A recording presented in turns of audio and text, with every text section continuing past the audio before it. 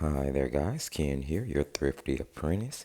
In today's video, we are going to be tackling a still life painting of a bowl of cherries that I've set up just off to the side of the video. I've been working a lot lately on drawing more from reference photos as well as drawing more from life.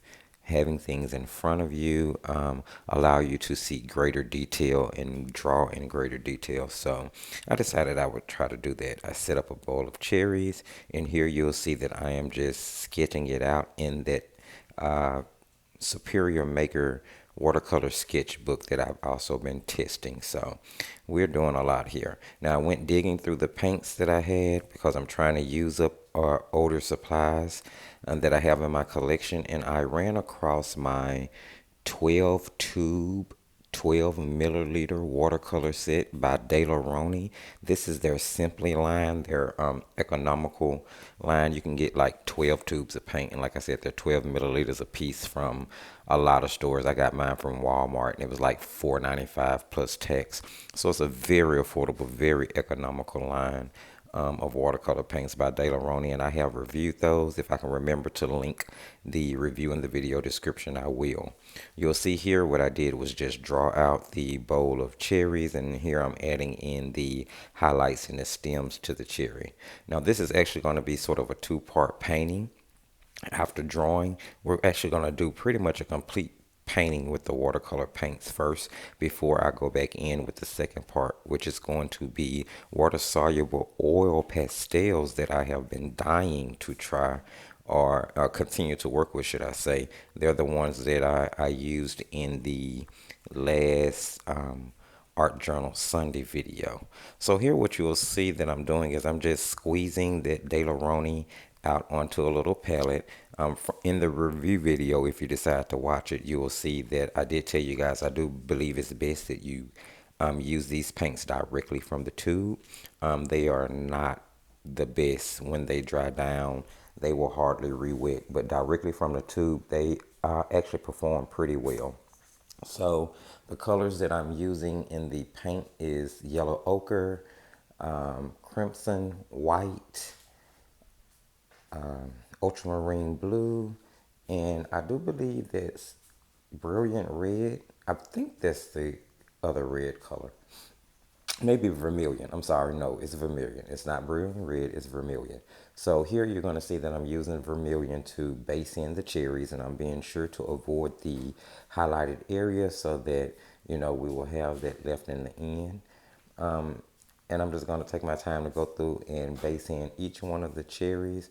I'm kind of leaving some white areas as I go because I'm also adding in yellow ochre. Because, you know, looking at my cherries based on the way the light is hitting them, a lot of them have sort of a yellow sheen to them. So I'm using the yellow ochre to add that sheen into each cherry. I wanted the yellow to be seen and to stand out, but I didn't want it to be as bright as like a lemon yellow or a cad yellow. So I thought the yellow ochre would serve and would work beautifully. So this, I'm just adding that into each one of the cherries. I'll go over it with the vermilion, and while the layer is still wet, I'll just kind of pick up some of that yellow ochre and just dab it in the middle or towards the top left, top right corner. And be sure to continue to avoid your highlights. Now, I actually covered up some of mine, so in just a minute, you're going to see me use the brush to kind of lift around those highlights and try to get them back. And in the end, ultimately, I'm going to go in with a white, the white, what am I trying to say here? The white oil pastels as I get to that part of the painting to brighten the highlights up more. Now, if you're going to stop on just the watercolor portion, then you may want to be sure to avoid your white area so you can keep your highlights. Unless you decide to use a gel pen or like a white Prismacolor pencil in order to add them. So here I took the yellow ochre and I based in and started to paint in the bowl, the outside as well as the inside that you would be able to see around the end of the cherries and through the gaps of the cherries as they're stacked on top of each other. Trying to put as much realism into the painting as possible and just really paying attention to what I see in front of me. After that, you're going to see that I go in with the crimson. It's time to go in and start to add color depth to the cherries and to add body. And of course, the deeper and the darker that color got, the more roundness and sheen that each of the cherries had. So, they'll look like they were shiny, and it balances and plays really well against the highlighted areas. That's why you hear artists and anyone who does any type of painting and drawing always talking about value and how important it is to have both your lights as well as your darks in any composition so that they can play off each other and really become pleasing to the eye. So here I'm just really painting in the rest of the cherries with the crimson. I am avoiding the yellow ochre areas as well, being sure to not cover them up completely because I want you to be able to see that yellow color at the end when the composition is finished. I started at this point to think that, this would be the perfect part for me to suggest that, if you didn't want to move on to adding the oil pastels, you didn't have to, because the watercolor painting itself would be just fine. Now here I'm actually taking raw umber, raw umber.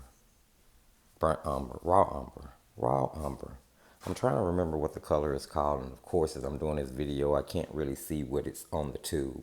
I think it's raw umber, but I'm using that raw umber in order to shade in the shadow areas of the bowl to make sure that it has some roundness to it. I'm going to eventually go back in and base in a lot more color, but I did want to just go ahead and start pulling off the effect of adding in the shadows in the areas that they needed to be in order for the light to play against it and to give you that round effect of a bowl. Now you're going to see that I take that raw umber and I am just basing in the edge of the bowl. That way you can distinguish where the top of the bowl is and how the cherries are either laying behind it, over it, on top of it. So that's what I'm doing here, and just continuing to fill out definition and add in as much color and as much depth as I feel like I need to. I'm going to go back in with even more crimson on top of the cherries to make them darker, and you'll just see me kind of play between the three colors, the vermilion, the yellow ochre, and the crimson, in order to get the cherries to exactly the point that I wanted to. As I painted with these paints, guys, I have to admit, I think I actually like them a little bit more than I initially said that I did in my review. And maybe it's just because I did not give them a chance like I should have. Now, don't get me wrong, they are not by any means the best quality paint that I've used, but for the fact that I paid $5 for 12 tubes, and this is a pretty textured, non-blendable paper, they lend really well to layering, and I was really enjoying the way the painting was starting to come out. So, De La Rowney Simply line might not be necessarily the worst paint that you can pick up, especially for the price. Here you're going to see that I mixed a green, and I sort of mixed a dark mossy green, and I'm using that in combination with the crimson in order to paint in the stems of the cherries, just the ones that are actually sitting on top of the pile, because the ones up under that would either be turned away or I pull the stem off completely before setting up the still life. At this point, I think I'm mixing a black here, or should I say, yeah, I'm mixing a really dark, deep gray. I'm basically creating a shadow color so that I can go in and add the shadow under the bowl. That way that I can ground it to the paper. Yeah, I'm going to keep working on that whole shadow thing. I refuse to let myself forget in any additional paintings to not put the shadow in. I think it really takes away. So you guys be sure to do that. And basically I'm just dispersing that pigment. Is going to be darker and heavier up under the bowl, and then it's going to get lighter as it moves away from the bowl. And you always want to make sure that your shadow is the heaviest directly up under a solid object, simply because you want to show that that object has weight. So that's why the shadow gets much, much, much darker the closer to the image that you get. Now here I am actually taking white, and I'm going in and I'm shading in those highlight areas. Now I was more than sure at that point that it wasn't going to be really opaque, but I did want to start pull those mid-tone highlights out. Now the white in the De La Rowney Simply line is not the most opaque white in the world. However, it does add a lot of body to other colors, and it sort of turns the other colors in the set into a more gouache paint. But of course, that's not what I was using it for here. It was just simply to put out the highlights. I just wanted to kind of give you guys that information. Now here I'm mixing the raw umber and the yellow ochre together in order to get a deeper yellow tone to go in and lightly wash on top of the bowl, just to bring those colors together and make them universal. Now at that point, if you wanted to stop, you could, because it looked fine as a watercolor painting. But I did kind of want to go back in on top with some of my oil pastels. I'm really starting to enjoy playing with these. So basically here I'm grabbing the vermilion, and I went in and based in all of the cherries again. I grabbed that yellow ochre to cover up the little yellow area. And now I'm taking a synthetic number 2 round, and I'm going in to push and disperse the pigments from those oil pastels around. Now I have to tell you, I'm actually really excited about these. This is like my second time using them, and I've been wanting to give oil painting a try for quite some time. And I picked up a pack of regular oil pastels and we're using them. And you know, they are a bit difficult to work with. So when I discovered these water soluble ones, I thought to myself, okay, this is going to be perfect because it gives me the opportunity to work with a oil-based product that I can actually move around with water and not necessarily need any dangerous chemicals around.